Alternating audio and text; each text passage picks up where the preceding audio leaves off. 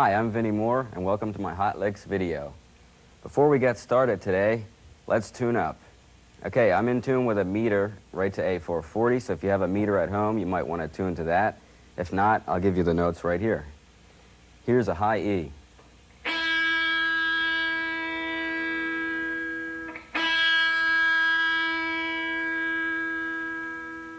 B.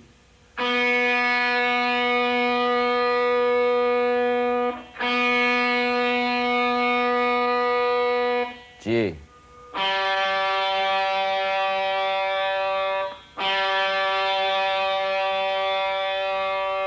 D.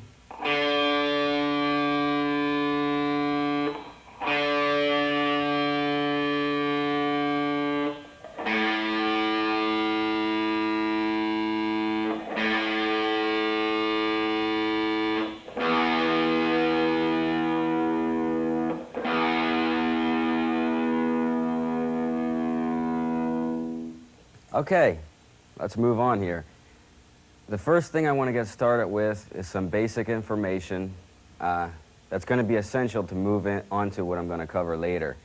Many of you might already know this. If so, you can use it as, maybe a warm-up exercise.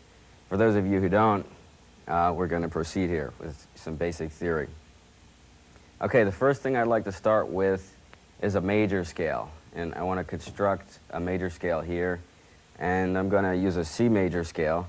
And if you know your alphabet, you can play in the key of C major because there's no sharps or flats. The notes are A, B, C, D, E, F, and G. So I'm going to start a C scale here on the 8th fret, 6th string with a C note. And we'll play it through in 2 octaves to the high C. I'll play it slow at first so you can catch all the notes.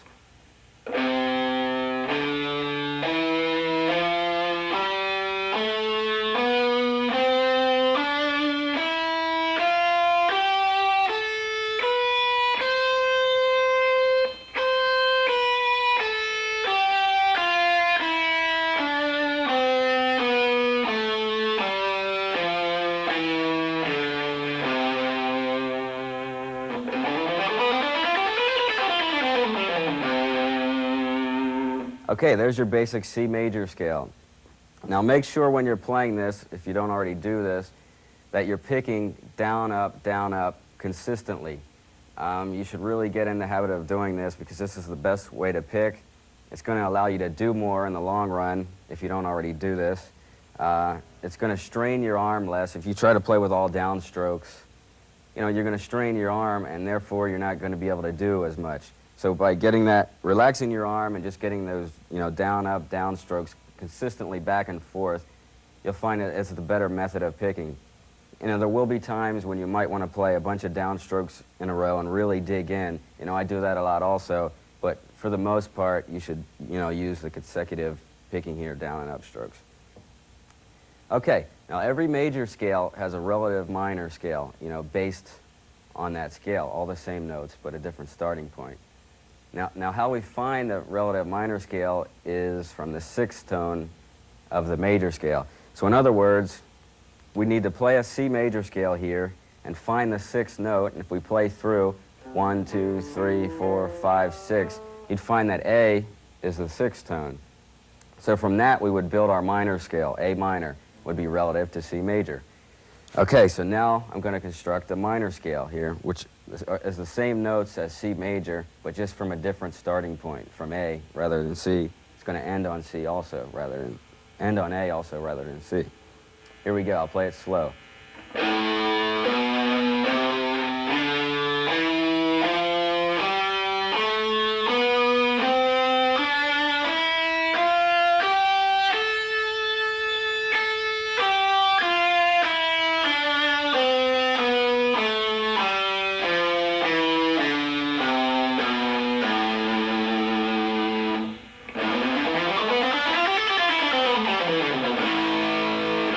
Okay, so there's a relative minor scale to C major.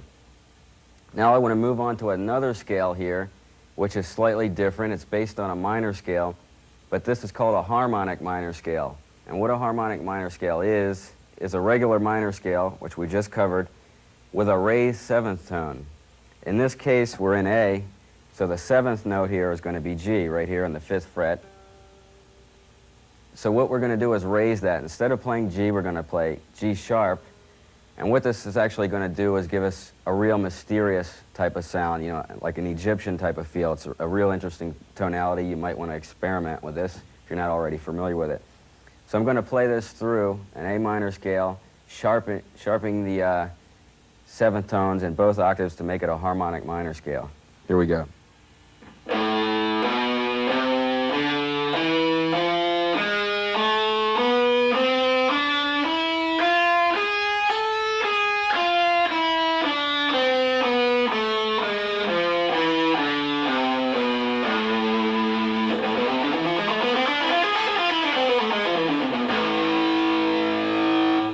Okay, if you notice, this is kind of real mysterious and Egyptian-like sound. You know, it's kind of a popular thing to do nowadays.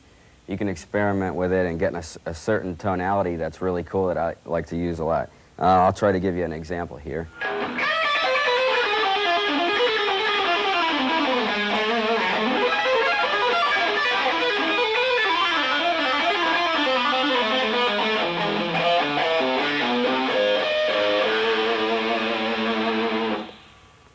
All right, now I want to talk about how you can apply this scale, where you can use it. You may try this with some of your chord structures over some of your solos and your songs, and you may find that it really doesn't, you know, sound right, it doesn't fit in. So you may be wondering, you know, how do I use this scale? It sounds weird. So now I'd like to cover like 2 ways that you can incorporate this scale within your playing style. Okay, the first way would be in the key of A minor, to play the sharp 7th over an E major scale, over an E major chord, excuse me. Okay, now let's look at a chord scale in the key of A minor, and you'll find that the chords in that key are C major, D minor, E minor, F major, G major, A minor, B minor with a flat 5, and C the octave. Okay, now if you noticed, I said that E minor was in the key of A minor, which is correct. Now what a lot of guys are doing nowadays, including myself, is substituting E major for E minor. Okay, we're in the key of A minor, so when we substitute the major chord here for the minor chord in E, we're actually making G sharp. If you look at an E minor, the open G is there, and when you add the major, the first finger here, it's G sharp. So since we're in the key of A minor, we have the G sharp, so we can use the harmonic minor scale over that E major chord. And I'll give you like a basic example here, a chord structure that maybe you can put down on tape and experiment with this harmonic minor scale just to get a feel for the tonality it has. You can take really anything in the key of A minor that's built around an E major chord, maybe like this.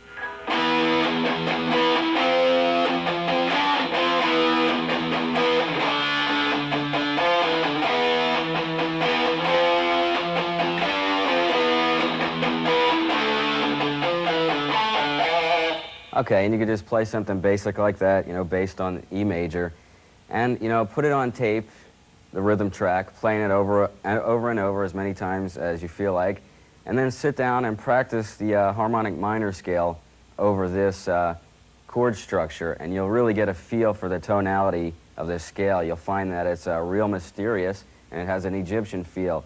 You know, personally, I really like this, and I like to incorporate it into my playing a lot because, you know, I favor this sound. So experiment with that. Okay, the second way that we could use the harmonic minor thing here with a sharp 7 is to use the G sharp as a passing tone in the bass of a chord. Let me give you an example. Okay, so we're in the key of A minor. Let's take a walk up, you know, from maybe F to G sharp to A, like this.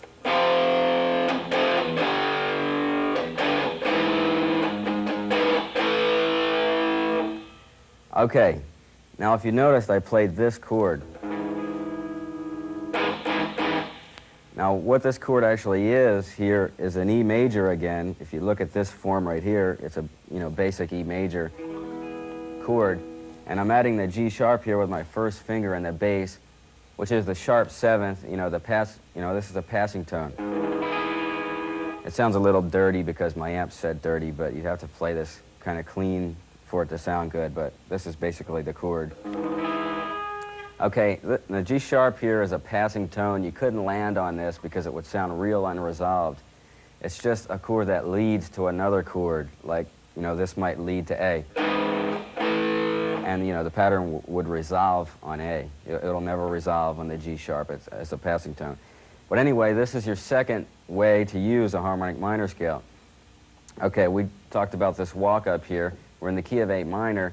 Over the F major chord, you're playing in A minor.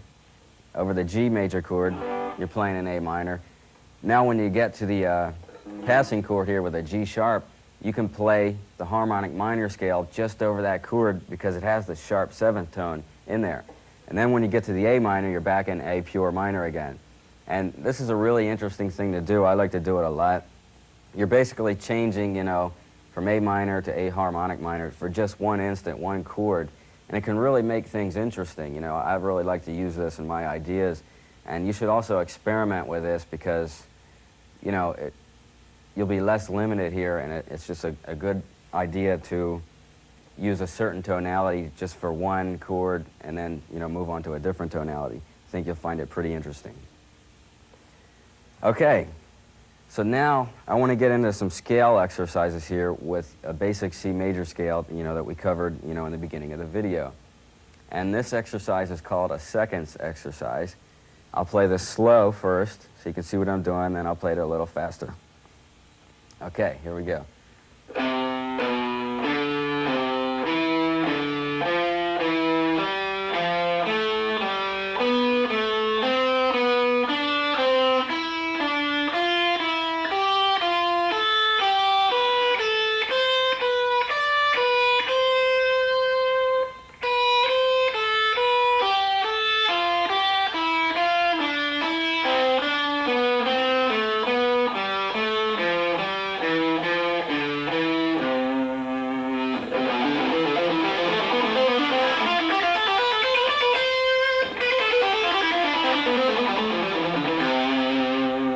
Okay, that's a seconds exercise.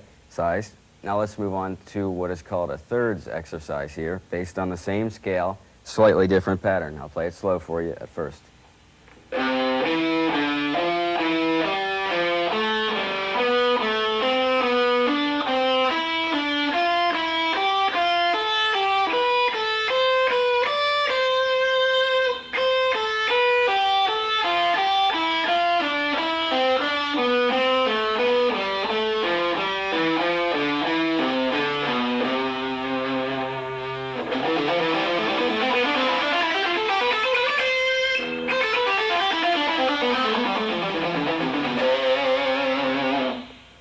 All right, now I have one more exercise that's, based on this same scale.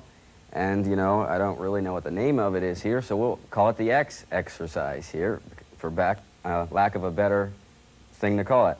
And it goes like this.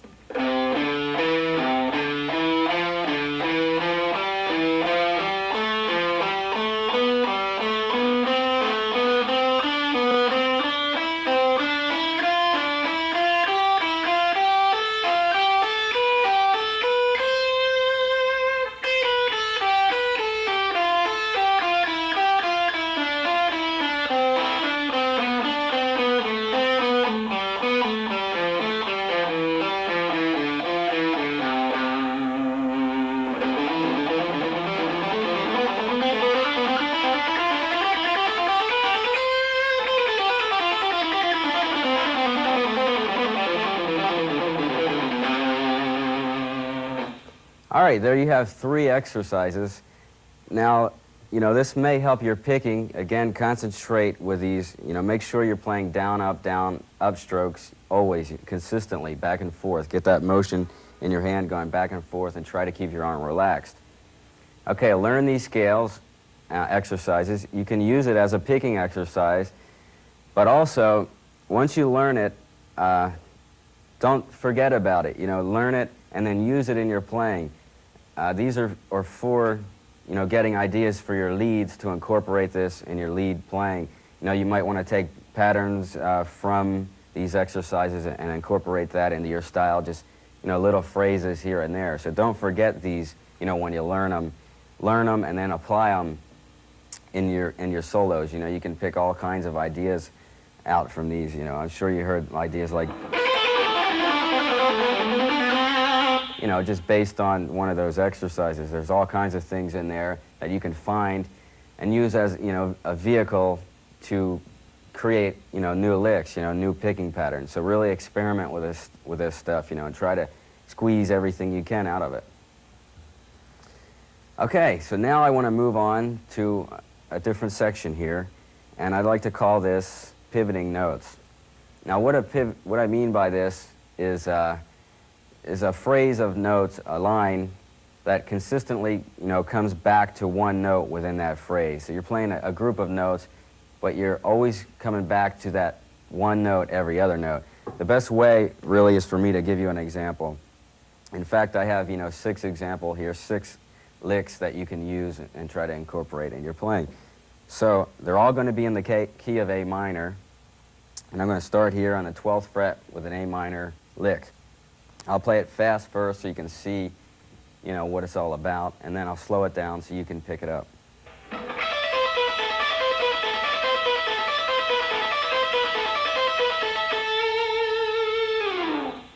Okay, now I'll play that slower so you can see exactly what I'm doing. Okay, I'm banking everything off of this E note here. I'm playing this first, and then I'm building a line underneath it. So I'll slow it down here.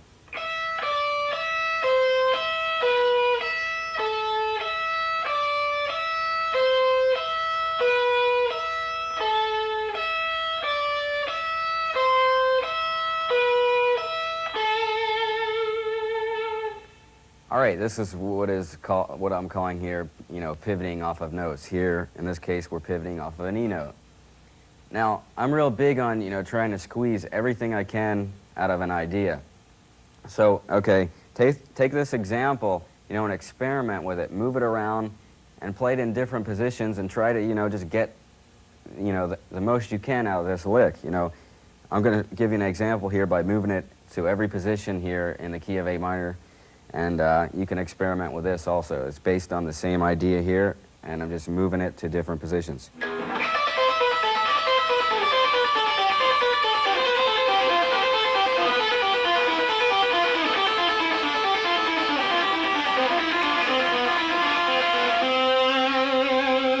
Okay, so when I give you an example and it's in one position on one group of strings, learn it that way, but then try to use it in every way you can think of, every position within the key, and also, move it around on different groups of strings, anywhere. You can take the same idea and do it here.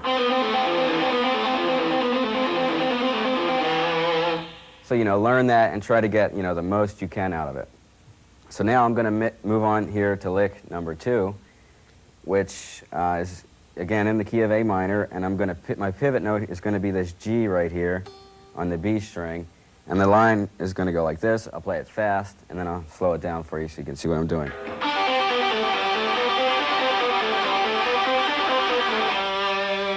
Okay, here it is slow.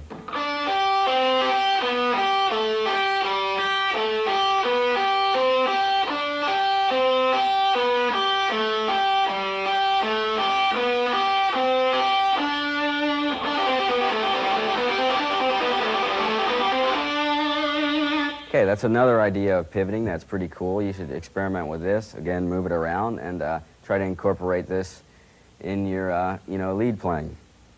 Okay, now if you noticed, so far, the 2 ideas I gave you, we were pivoting off of one note. Now I'd like to talk about pivoting off of more than one note, a group of notes here. And I'm going to give you an example where I'm pivoting off of G, E, and G here, and I'll play the lick fast and, again, slow it down.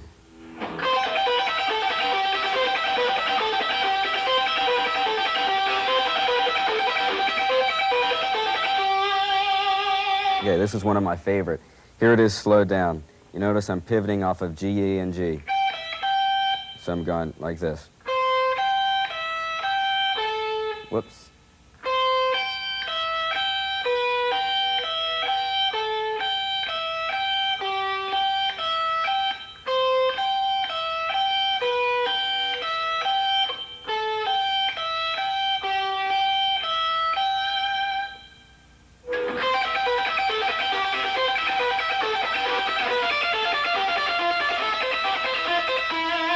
Okay, learn this and then again move it around to different positions and get the most out of it that you can. Okay, so far every example I've given you, if you notice, the notes that followed the pivot note were always underneath. They were always lower in pitch than the pivot note. Now I want to give you some ideas here where it's the other way around. The notes are higher than the note you're pivoting off of. So I'm going to pivot off of this E note here on the B string, and the notes are going to be higher than that, and the line's going to be this.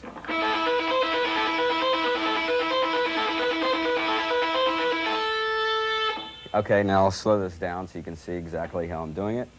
It goes like this.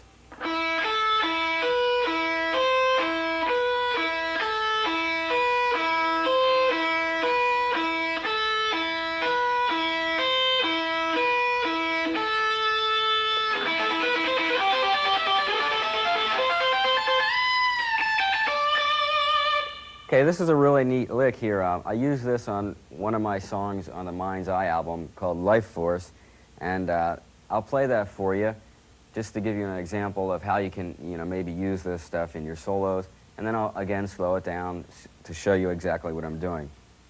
Okay.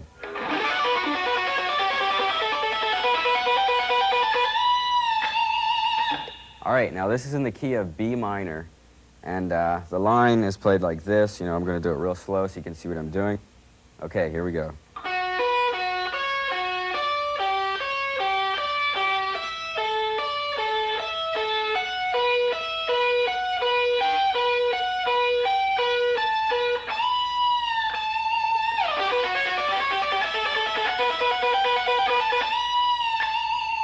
That's just an example of, how you might apply this to your playing, This stuff is used a lot in classical music, a lot by classical violinists. That's where I was kind of influenced to do this stuff. And it's a really cool idea. You should experiment, with all this pivoting examples here and try to incorporate this in your playing. It's a new direction, and I think you'd find it pretty cool. Okay, my second lick here in this segment is going to be this.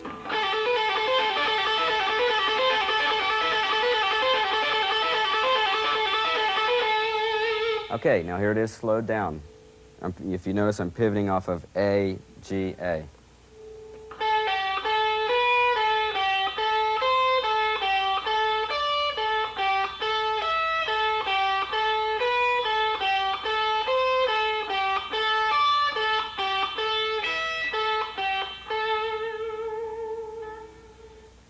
Okay, now my last example is this idea.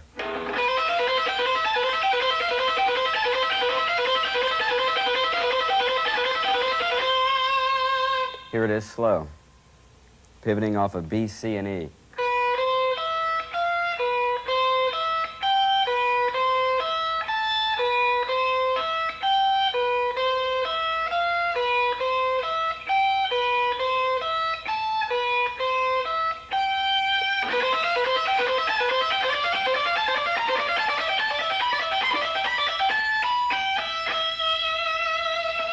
So there you go, there's another idea.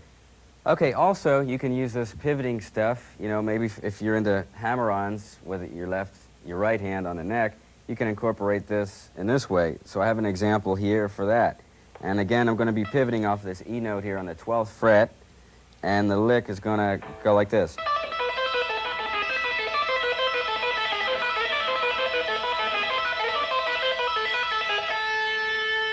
Okay, here it is slowed down. If you notice, every other note is just this E here, and I'm just going like this.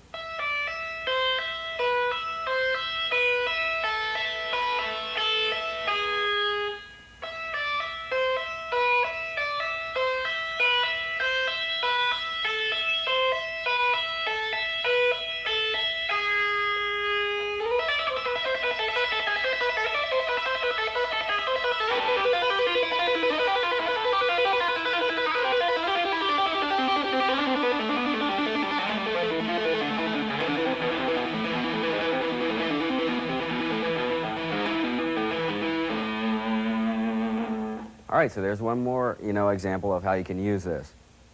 So, again, learn these licks, and experiment with them. Try to squeeze every possible lick you can off of each one of these ideas. And again, sit down with a tape recorder with some rhythm tracks and just experiment with these ideas over chords. I'm sure you'll enjoy coming up with some cool stuff. Okay. Now, the next section I want to get into is a section on arpeggios. Okay, let's first talk about what an arpeggio is. Okay, we're going to work in the key of D major here, and let's talk about a D major chord. Actually, what a D major chord is, it's built from a D major scale, and how you build this is you take the first, third, and fifth tones from D major, scale. So if you play the scale, D's the first note, F sharp's the third, and A is the fifth. So there you have a 1, 3, 5, a triad here based on a D major scale. So that makes a D major chord. Now what we want to do here is add a D and a higher octave right here, and the F sharp and a higher octave again, just to make the chord sound more full, more tones in the chord here. That's basically where you build a chord. Now what an arpeggio is it's a line, played from a chord.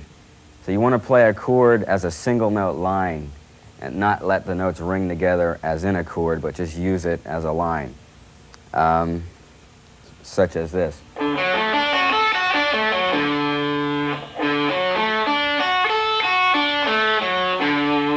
Now all I'm doing there is playing the first, third, and fifth in one octave, and then the first, third, and fifth again in the second octave.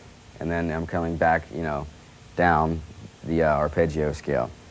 So now the next thing you want to do here, once you learn this position, is you want to build an arpeggio off of every chord in the key of D major. So let's first look at the chords that are in key in D major. You'll notice that D major, E minor, F sharp minor, G major, A major, B minor, C sharp minor with a flat 5, and D the octave again. There you have a chord scale. So now, if you're not, too sure about how to do this, take a piece of paper and just write these chords out that I just gave you, the correct chords, and then all you need to do is find the first tone, the third tone, and the fifth tone of each chord, and you can build an arpeggio, like that off of each chord. So you'll need to do that in every position, and it's going to sound like this.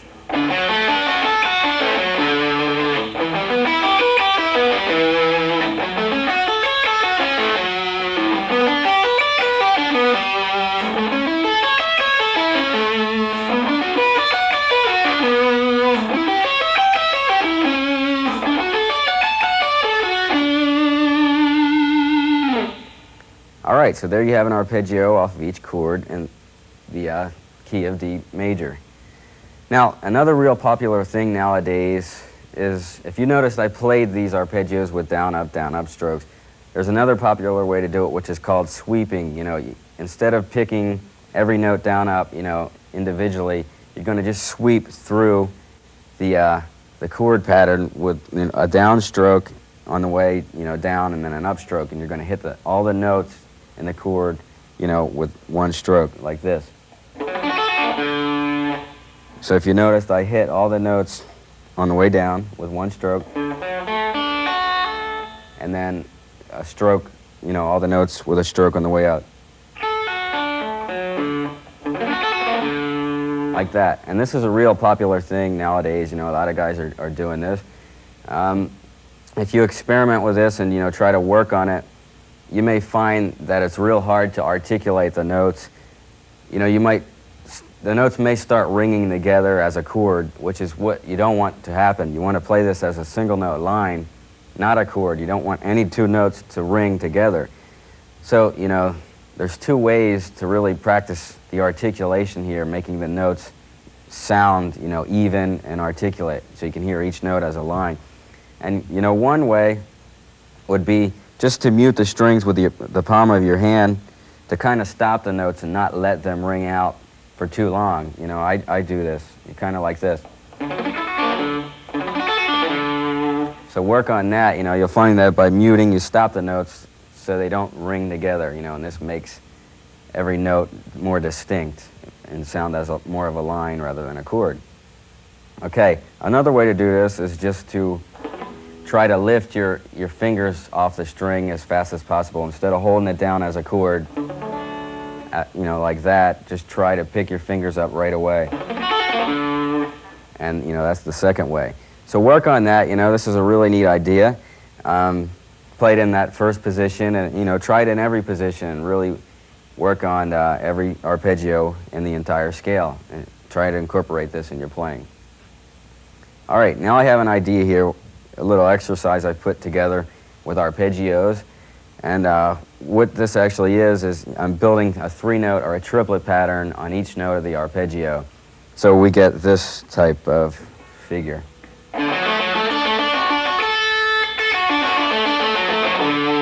Okay, now I'll slow that down so you get what I'm doing here. I'm building 3 notes off of D, 3 notes off of F sharp, 3 notes off of A, and so on up the scale.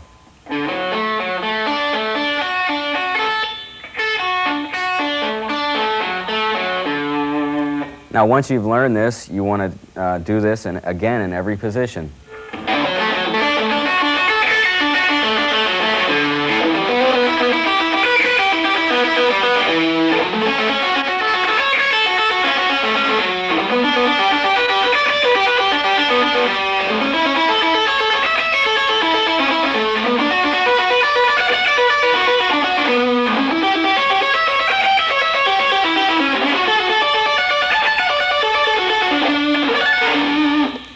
All right, that's, you know, one exercise that you can work on.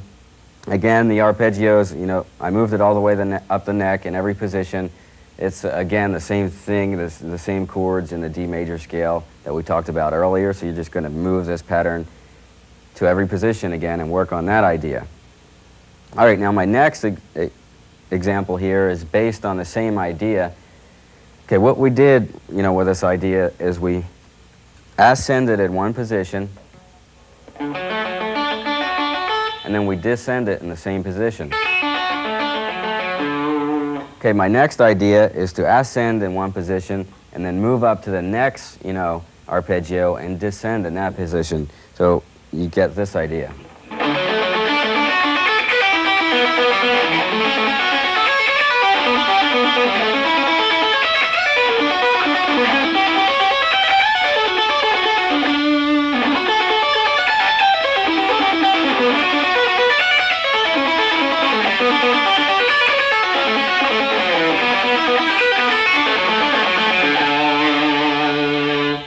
All right, so there's one idea, and you know my next idea is just the opposite of that, to descend in one position and then ascend in the next, like this.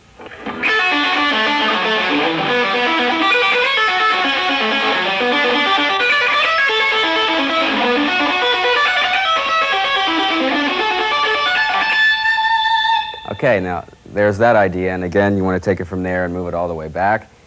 Okay, that's another, you know, thing that you can incorporate into your playing. You should work on these arpeggios, and you know the way for teaching purposes, I've put together examples here, and they're in a very clinical fashion. So you know, learn how to play them by these examples. But then when you go to apply them in your solos, don't play them straight through. You know, like very clinical, like the examples. Try to just use them as a vehicle, a tool to express yourself. You know, just as a scale, when you play a scale, when you're improvising, you don't play a scale straight through.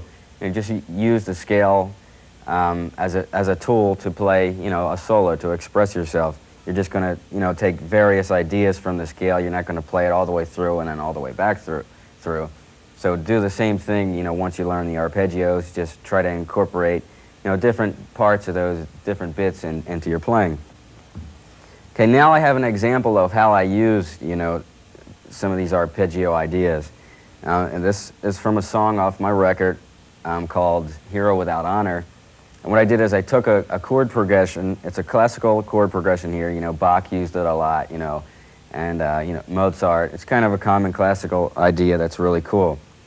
And the chord progression is it's in the key of E minor, And the chord progression goes like this: E minor, A minor, D major, G major, C major, F sharp or F sharp diminished, and then B major. A little out of tune, but okay. Now if you notice with this B major, it's exactly like the example that I gave you at the beginning of the video for using the sharp 7 scale. B minor is actually in the key of E minor, but I substituted B major here. I made D sharp, which is the sharp 7th here in the key of E minor, and so that would allow me to play a sharp 7th in the line I played over that chord. Okay, so now I'm going to analyze how I structured arpeggios over the chords. The first chord was E minor, and what I did is I took a high arpeggio here, starting with this note here, and I built it like this.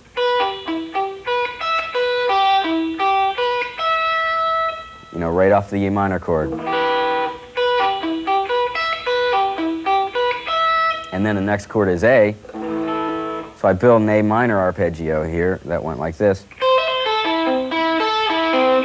And if you notice, that ends with A. And then the next chord is D, so I built this arpeggio over it.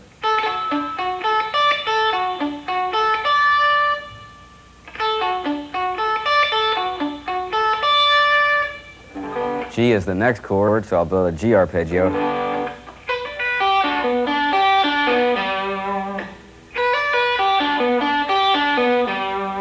Next chord is C. I'll build another arpeggio off of that.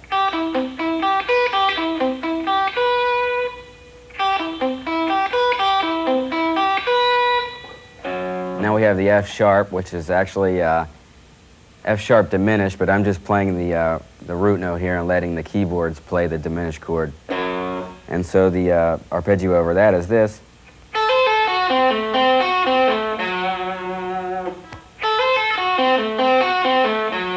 Ends right on the F sharp. And then over the B, I just played a line. Okay, so now I'll give you speed it up and give you an idea of how it goes. First of all, the chords are played kind of like this.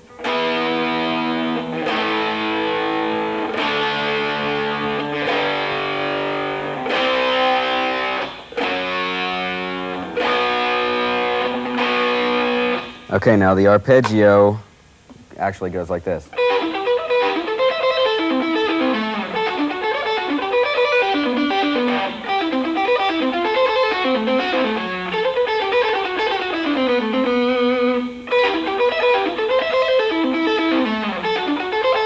Whoops.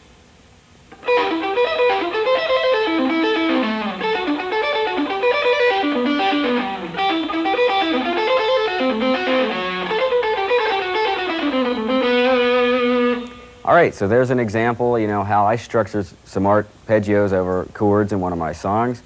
Again, you know, learn these ideas and, you know, experiment with it and try to come up with some cool ideas, you know, and hopefully you'll come up with all kinds of cool stuff, and then when your record comes out, I can learn some of your ideas and incorporate that in my stuff. Okay, I want to move on now to some picking exercises. You know, I often get questions about how I developed my picking, how I developed, you know, articulation and speed and stuff like that. And, you know, how I did do that was by doing exercises, you know. And what I actually did was I took some basic exercises that I was taught, you know, that probably most of you have seen, and I added some of my own ideas to these exercises. And I kind of clumped them together into like a 30-minute workout is what I call it. And I used to run through this every day. And the philosophy here is, you know, that you're playing 30 minutes straight, picking down, and up, consistently, you know, so you're really working your arm. And it's really boring, you know, it's really boring to do this, but it's so beneficial, you know, I can't stress how important this is. You know, me, myself, I did this every day because I thought it was worth it, and, you know, it really did help my picking. So if you can stand the boredom, you know, it would be real beneficial to do this stuff. Okay. Now, you've probably seen a lot of these exercises, the basic chromatic type of, things here. And also I have some of my own things that I added to these. And with a normal picking exercise, though, you're normally taught, an exercise, and you play it through for 1 week, if you're taking lessons, and then you go back for another lesson and you learn another one, you play that one for the next week. Well, that doesn't really help you too much because you're playing the exercise through and it doesn't really take that long. So you're not really working your arm enough that way. So I think you need to take all the exercises, that you can think of and pile them up and really work on doing them for, like 30 minutes in this case is what I did. So I'd like to begin with the exercises here. And this might get confusing at times, so I'd recommend even getting out a piece of paper and a pen, and you can write some of this down if you want. Okay, the first exercise here, I like to start with what I call 6-string exercises. You may have seen these before. This is what I call a 1, 2, 3, 4 exercise, and I'm just playing chromatic notes here, starting on the first string on F, and I'm playing F, F sharp, G, and G sharp like this. I'm starting with a downstroke, and I'm playing down, up, down, up. Okay, and then the exercise continues doing that same pattern on every string, and it's played through like this.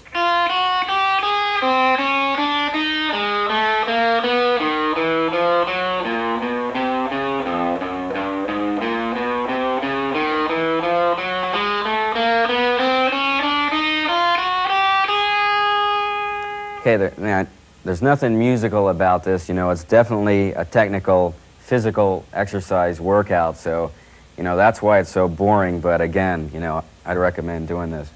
Okay, so now when you've completed that, you've completed the pattern in one position. Now what you want to do is move this up in half steps and do it in every position on the neck until your first finger is up to the 12th fret. Now I'll give you an example here of what I mean.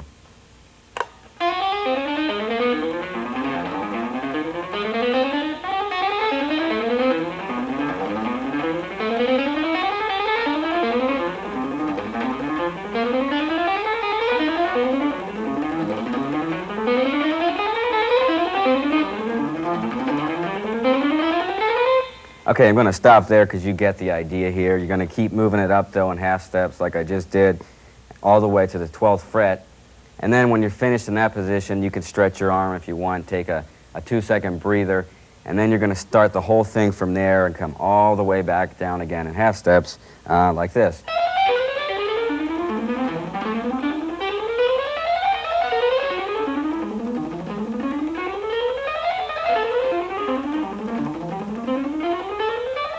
Okay, you get the idea, all the way back down to the first fret, and then you've completed exercise number 1, which was what I call 1, 2, 3, 4. Okay, boring yet? Okay, this is just the beginning, so hold on. All right, the next exercise is exactly that, example backwards. Instead of playing 1, 2, 3, 4, you're going to play 4, 3, 2, 1 like this.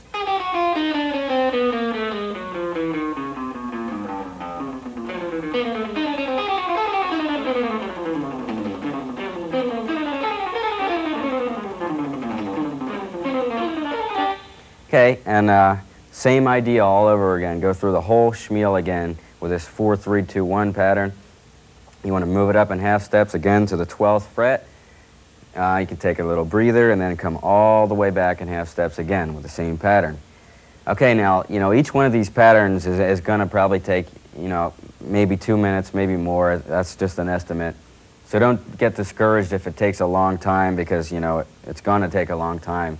That's what it's all about. And also don't wimp out here and skip things like I am. I'm just doing that to save time here. Okay, the third exercise is what I call a 1, 2, 3 exercise, and it would be played like this.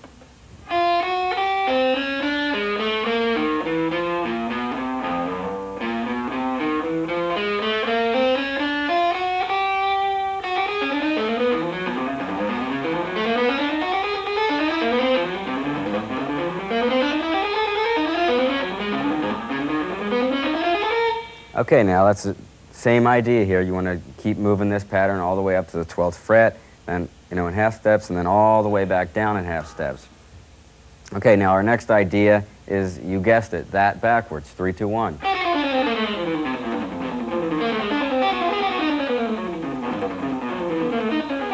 Okay, now the unique thing about these 3-note exercises is that you have an odd number here. Okay, now with the 4-note pattern, let's take that for example. You played 4 notes on a string, so it was always even. You played down, up, and you always started the next string on a downstroke. Now with 3 notes on a string, it doesn't work out that way. You're going to play down on a string, and then the next string you're going to play up, down, up. The thing you want to avoid doing here is playing down, and then starting the next string on a downstroke again and playing down on every string. You don't want to do that because that defeats the whole purpose of here of using consistently, back and forth strokes with your arm.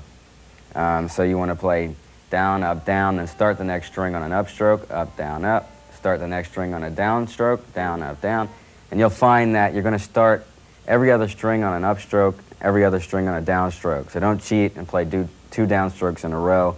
Keep real conscious of playing back and forth with your picking. All right, now that completes the 6-string exercises.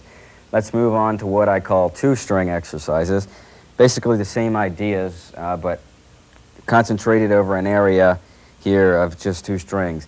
In other words, for every position that your wrist or your arm is over, whatever you pick with, if you're playing over this string, you're in one position. If you're playing here, you're in another position. You're going to use slightly different muscles or use your muscle in a slightly different way. So I signaled out playing in a certain area to work specifically on that part of the muscle or that way you're using the muscle. So I've taken the same exercises and applied them like this. The 1, 2, 3, 4 idea like this. 1, 2, 3, 4, 1, 2, 3, 4, and you're just going to move it up like this.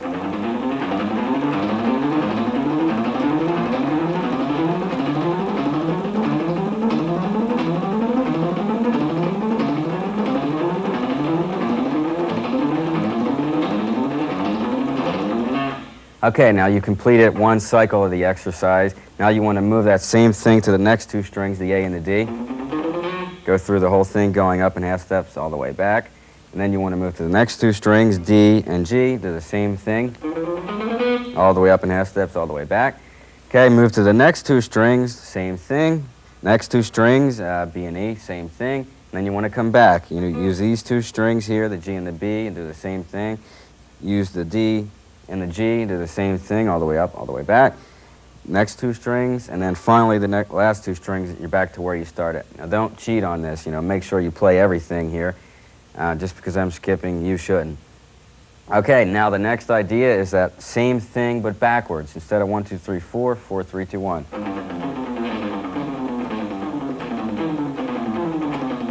Again, you're going to complete the whole sequence again, which I just showed you, using it backwards. So that's part 2. That's the 4, 3, 2, 1.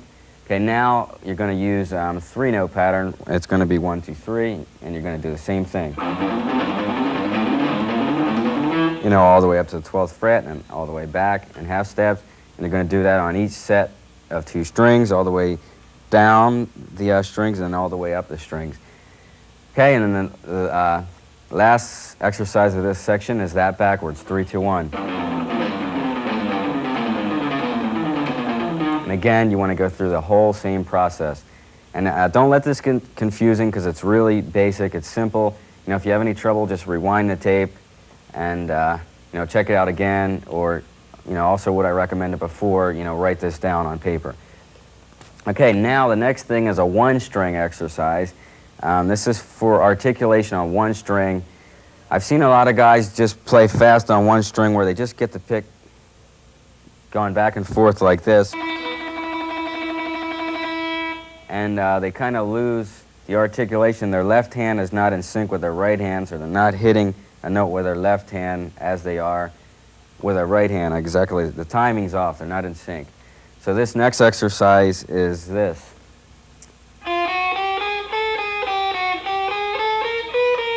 One, 2, 3, 4, 4, 3, 2, 1. You keep moving the pattern up, and it goes like this.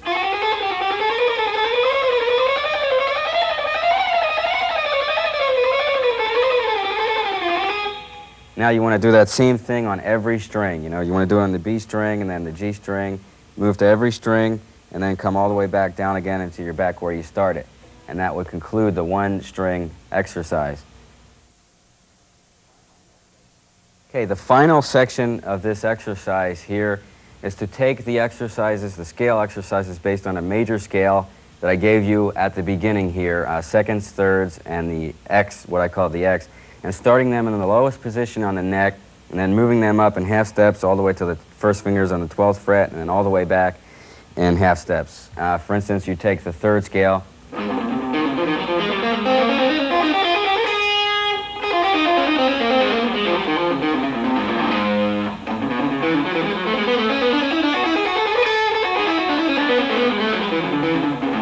Okay, that would conclude the final segment here of the picking exercises. So try to do this, you know, every day as much as, or every other day as much as you can, and I guarantee you'll find this real beneficial. Even though it's really boring, it's going to definitely help your picking, you know, greatly. So, you know, I did this every day, and other players that pick great, like Steve Morse, I read where he also did the same thing. And what better example could I give, because that guy's just one of the greatest pickers around. So, you know, try to incorporate this into your practice routine, and it'll greatly help you. All right, that pretty much concludes the video here. Thanks for tuning in. I hope you've, you know, gotten, you know, a lot of things out of this that you can apply to your playing. And, you know, I hope you can use this stuff as a vehicle to come up with some of your own ideas and, you know, incorporate this in your lead playing, your improvisation.